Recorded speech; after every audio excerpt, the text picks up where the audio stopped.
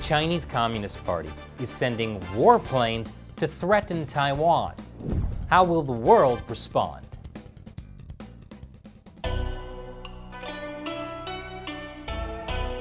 Welcome back to China Uncensored. I'm Chris Chappell. China is celebrating National Day, and it comes with an official week-long public holiday called Golden Week. The original name was Red, like the spilled blood of class enemies week, but they really put a damper on people's vacations. I mean, any Chinese citizen who lives long enough will eventually be labeled a class enemy. But while the entire rest of the country is on holiday, there is one group of people working overtime, the People's Liberation Army. That's because the PLA is flying holiday sorties over the Taiwan Strait, which to Americans sounds kind of fun and jolly, like Chinese Santa Xi Jinping is sending his PLA elves over the Taiwan Strait with lots of goodies in their bags. And that's because Americans don't know what a sortie is. China reportedly sent warplanes to the Taiwan Strait again on Sunday, marking the 4th consecutive day since the start of the 8-day holiday period. Well, that definitely sounds less fun than Santa Xi. According to Taiwan's Ministry of Defense, Taiwan scrambled fighters and deployed their air defense missile system to monitor the plane. They're probably used to it by now, because China has conducted 51 warplane sorties in 16 days since mid-September. That's a lot of sorties. No wonder the PLA is working overtime. Well, it's also because they're a little bit behind schedule.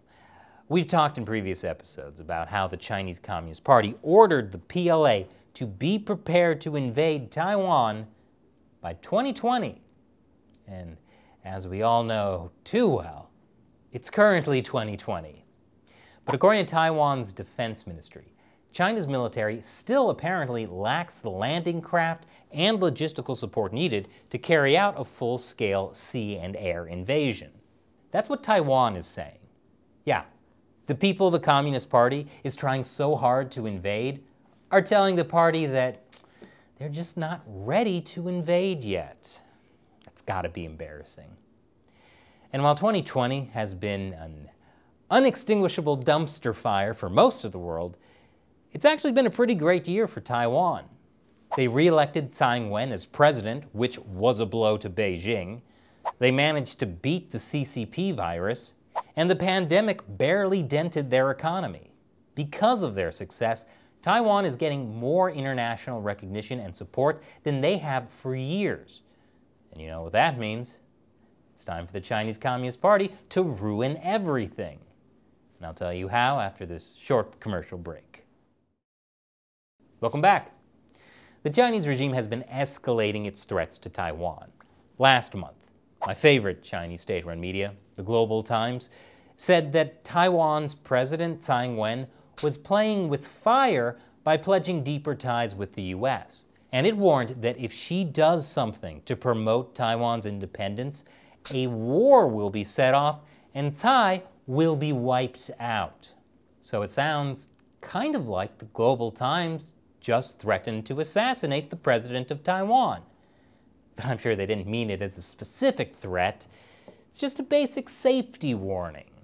The Global Times is just saying, if Tsai doesn't look both ways before crossing the street, she could be hit by a bus that the Chinese Communist Party just happened to drive through a red light to run her over with.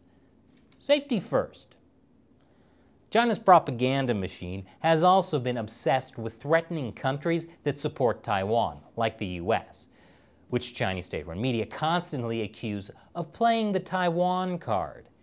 And the Communist Party just wants the U.S. to know that playing the Taiwan card won't work to contain China. The Taiwan card is doomed to fail, and the Taiwan card will only backfire. And, speaking of cards, some people in the U.S. and the island of Taiwan may think the Chinese mainland has few cards to play, and the mainland is afraid to play cards even if it has. But guess what? China has many cards to play. The key is which and how China is willing to play. Take that, the U.S. and the island, not country of Taiwan. I just have one question here. What kind of cards are we talking about? Is this poker, gin, rummy, Magic the Gathering? What's that, Shelley? Of course. It's Cards Against Humanity. Let's see here. The CCP plans to attack Taiwan with doing the right thing. Not going to happen. The violation of our most basic human rights. Already happening. Or flame-throwing midgets. Yeah, that works. I'm not saying it wouldn't be problematic on many levels, but I could see it happening. Anyway, the Chinese Communist Party's threats against Taiwan aren't limited to a war of words or cards. This summer, the PLA staged a training exercise on the island of Hainan that simulated an attack across the Taiwan Strait. They released this video from the exercise of a simulated beach assault on no island in particular. And the PLA is especially flexing their muscle in the air. Like I said earlier, they've flown dozens of warplanes through the Taiwan Strait within the last month. And on multiple occasions, those PLA planes have crossed the Taiwan Strait median line, the de facto border between China and Taiwan. Until last year, the PLA hadn't crossed the median line since 1999. They crossed it once last year and at least 5 times so far this year. And the Chinese Communist Party has been pretty upfront about why they're doing it. The state-run media says it's designed to stoke fear and deliver a warning to Taiwan separatists. And it's conducting recon on both sides of Taiwan to gather intel for real combat. Plus, what's the big deal with crossing the Taiwan Strait median line anyway? It's just something fabricated by Taiwan Island and the US in a sign of weakness.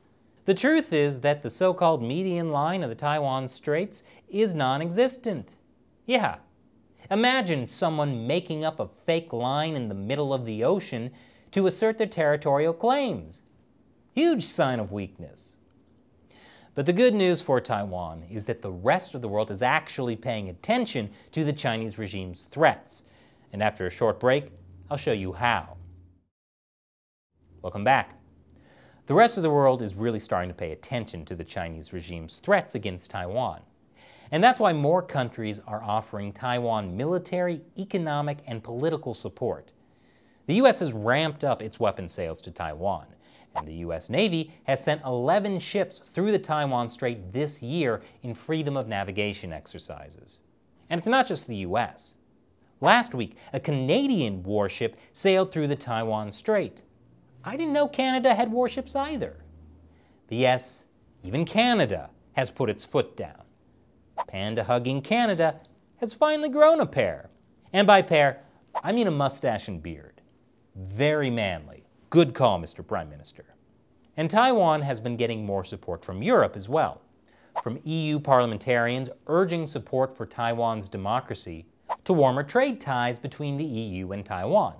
Speaking of trade, the US and Taiwan have started economic talks, which China is of course upset about. That's because it interferes with the Chinese Communist Party's master plan to make Taiwan dependent on China economically, thus making it easier to take over Taiwan. Which means they definitely won't be happy with the fact that 50 US senators are calling for a trade agreement with Taiwan, or that the US and Taiwan are planning to work on infrastructure projects together. The US has been a huge advocate for Taiwan politically as well.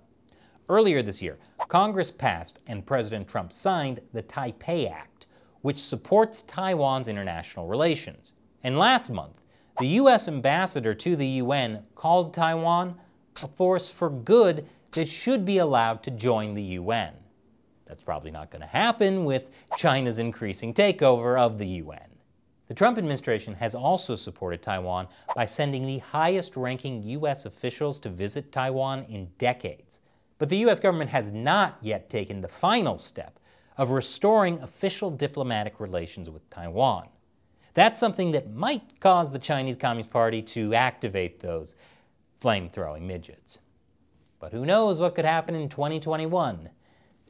What's that, Shelley? The Dalai Lama wishes to visit Taiwan in 2021. Yeah, the flame-throwing midgets are ready to launch. And before I go, I'm just curious what other cards I could use for the CCP plans to attack Taiwan with a thermonuclear detonation. I hope not. Nickelback, that's crimes against humanity right there. David Bowie flying in on a tiger made of lightning. That would be surprising for many reasons. Harry Potter erotica, that's something I know a thing or two about. Check out the BuzzFeed article, you'll get it. Vehicular manslaughter. Chinese pilots have been known to crash their planes from time to time. Axe body spray, another crime against humanity. A cooler full of organs. That's worth a lot of money. I don't think the party's going to use that on Taiwan. Not wearing pants. I mean, that's something I can get behind as well. Not actually behind, but you know what I mean. Or, ooh, Joe Biden. Don't forget to register to vote. Those are pretty good. But I think you, my brilliant and talented viewers, could do better. What do you think the CCP plans to attack Taiwan with? Leave your ideas in the comments below, or draw them. Email them to me at chinauncensored@gmail.com. And if you like the show, be sure to hit that subscribe button and the notification bell. Remember, we publish new episodes every Monday, Wednesday, Friday, and Saturday. And if you really like the show, please support us on the crowdfunding website Patreon over at patreon.com/ChinaUncensored. Thanks for watching. I'm Chris Chappell. See you next time.